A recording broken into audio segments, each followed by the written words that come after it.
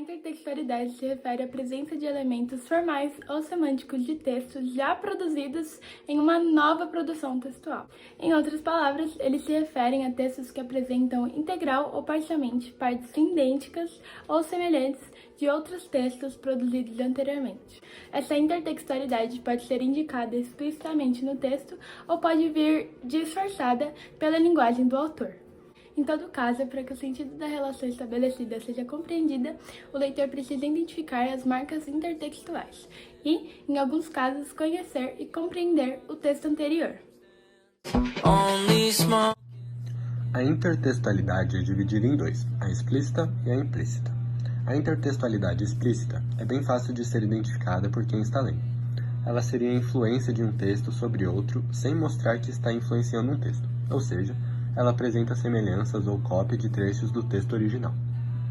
Ela pode ser facilmente encontrada em traduções, resumos, resenhas, citações, em trabalhos escolares, etc.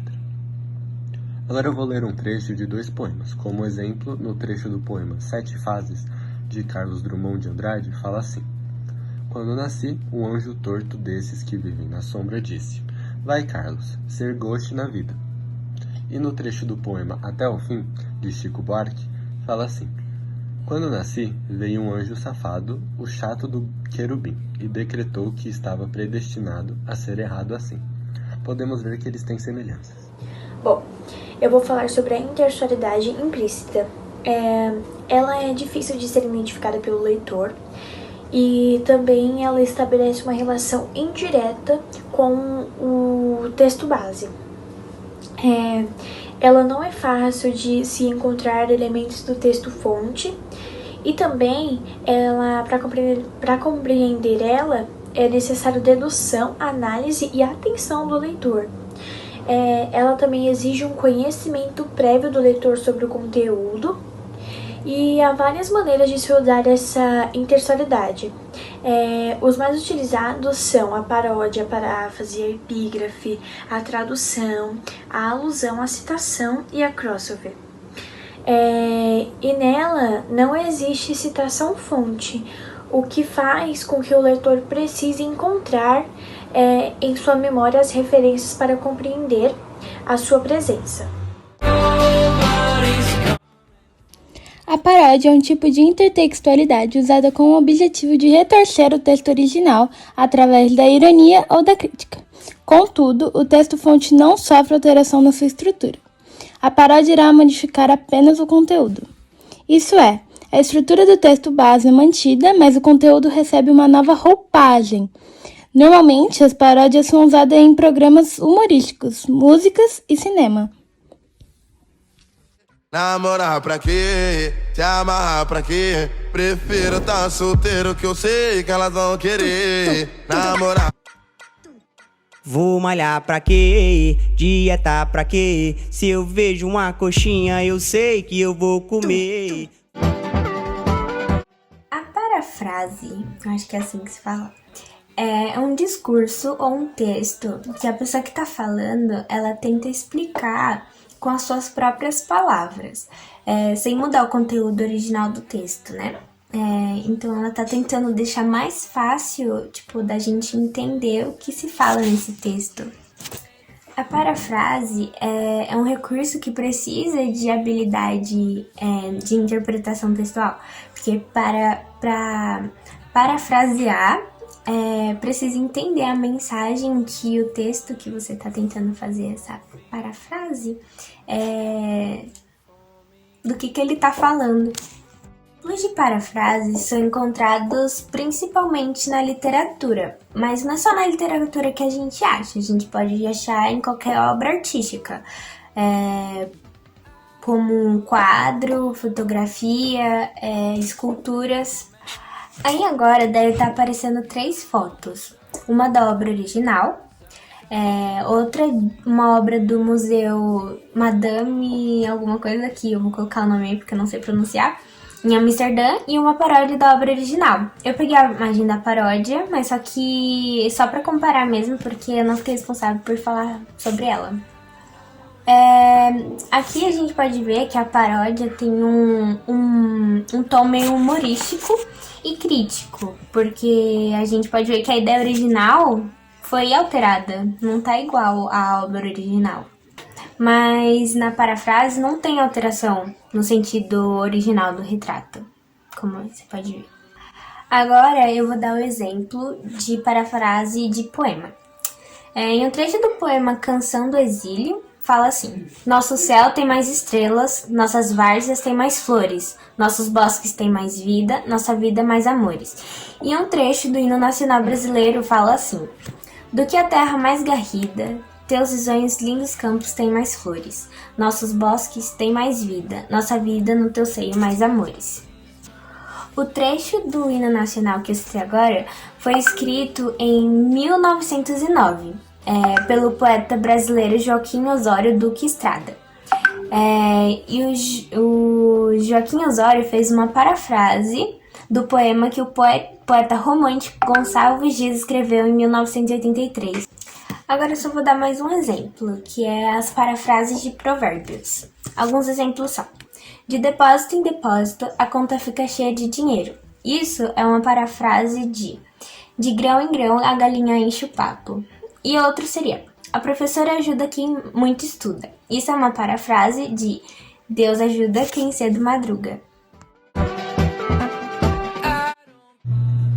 A epígrafe é um tipo de intertextualidade usado quando um determinado texto quer introduzir o tema que será discutido. Ou seja, a epígrafe serve para dar apoio a um tema, e normalmente são utilizados em artigos científicos, monografias, entre outros. Na epígrafe, ocorre o uso de frases, trechos, provérbios e ditados que são retratados como um vínculo no texto. Por exemplo, você tem que fazer um trabalho, mas antes de você começar ele, você procura uma frase, um pensamento que tenha relação com aquilo que você vai escrever. Para ser mais específico, eu vou dar outro exemplo. Você tem que fazer um trabalho sobre educação. Aí você vai lá e procura uma frase para dar uma introdução sobre educação. Tipo, você escolhe a frase: devemos aprender durante toda a vida, sem imaginar que a sabedoria vem com a velhice, de Platão, e começa a escrever sobre a educação. Um dos mais conhecidos do dia de hoje é a tradução, o qual eu vou falar um pouco mais agora.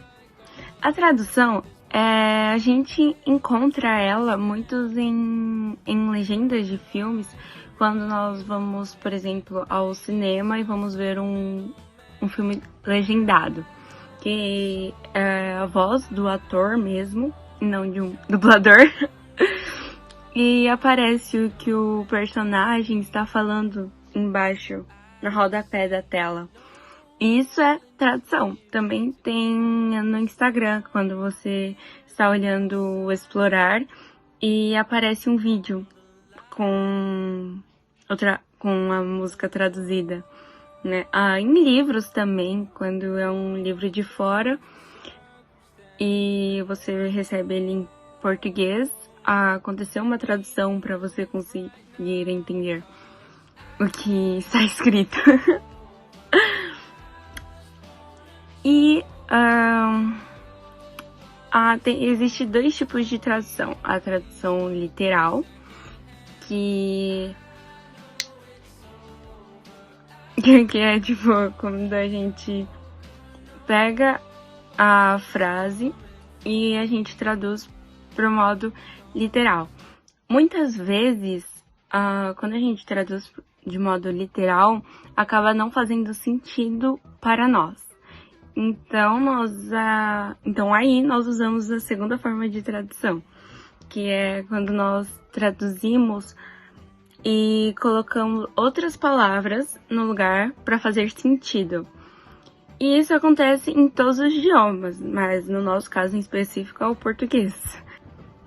A tradução é um modelo de intertextualidade que busca uma neutralidade, né? A tradução, ela também implica, de certo modo, numa recriação do texto, né? Já que o tradutor, ele vai colocar de um jeito que o leitor, né? Ou a pessoa que vai assistir o filme consiga entender o que a pessoa que criou, sabe, quer passar para nós. Então, ela acaba fazendo uma certa recriação do texto.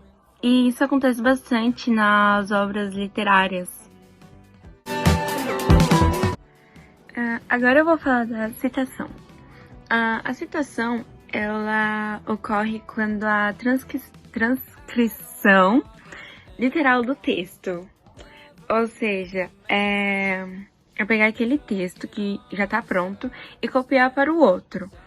Mas, para não ser considerado plágio e acontecer um possível processo na justiça, você tem que colocar entre aspas e indicar quem falou aquela frase ou texto, depende para o que você vai usar, né? A citação, ela é bem comum em textos acadêmicos, como dissertação e monografias. E, além disso, ela é bastante comum também em jornais, discursos e projetos judiciais. Sabe aquela reportagem do jornal que tem a ver muito com política? Que tá lá, tipo, aparece aquela folha ali no Jornal Nacional e aparece... E tal pessoa disse, aí abre aspas, não sei o que, fecha aspas. É isso, citação. E também existe 2 tipos de citação, que é a direta e a indireta. A direta é quando copia exatamente igual ao texto de origem, e nesse tipo deve citar o nome do autor, em alguns casos o sobrenome também, e o ano em que ele falou ou foi publicada a obra onde ele escreveu isso. E a indireta é quando você tem o texto, mas você escreve ou fala com as suas próprias palavras, e nesse você também não precisa pôr as aspas, nem dizer quem falou. Mas o sentido deve ser mantido. Tipo, você não pode distorcer o que aquela pessoa disse. A alusão, ela é uma citação, uma referência, uma menção indireta e breve sobre algo ou alguém. Geralmente, a alusão serve para nos ajudar a dar exemplo de uma ideia, colocando ela em comparação com alguma coisa parecida. A alusão, ela faz parte das 2 intertextualidades presentes na língua portuguesa, representada pelo uso de referência a outras obras. Ela pode ser tanto no modo explícito ou implícito, para ter uma base de comparação no texto. Agora eu vou dar exemplo de algum exemplo de alusão. Ele me deu um presente grego. Essa expressão, ela faz alusão à Guerra de Troia, indicando que pode ser um mau presente e que pode trazer prejuízo. Nesse caso, a alusão só alcança seu objetivo se a pessoa que estiver lendo souber sobre o conteúdo, tipo, ela saber o que tá falando lá. Porque, um exemplo, assim, as cores da camisa do rapaz fazem alusão à bandeira da Alemanha. Se a pessoa que você está falando isso, ou que estiver lendo, não souber qual é as cores da Alemanha, não vai fazer sentido essa frase para ela, entendeu? Bom, agora eu vou falar sobre a intertextualidade crossover. Ela ainda é pouco conhecida como um tipo de intertextualidade, né? Mas é bastante usada em produções cinematográficas e séries também. Crossover é quando um personagem pertence a um universo fictício e ele aparece em um outro universo pertencendo a um outro personagem. Ou seja, é quando o encontro desses personagens que pertencem às produções fictícias distintas se juntam, né? E um exemplo é quando em uma cena de um filme chamado Detona Ralph quebrando a internet, aparecem todas as princesas da Disney. Like a silhouette that you can barely see, as a shadow casts upon the ground where you'll eventually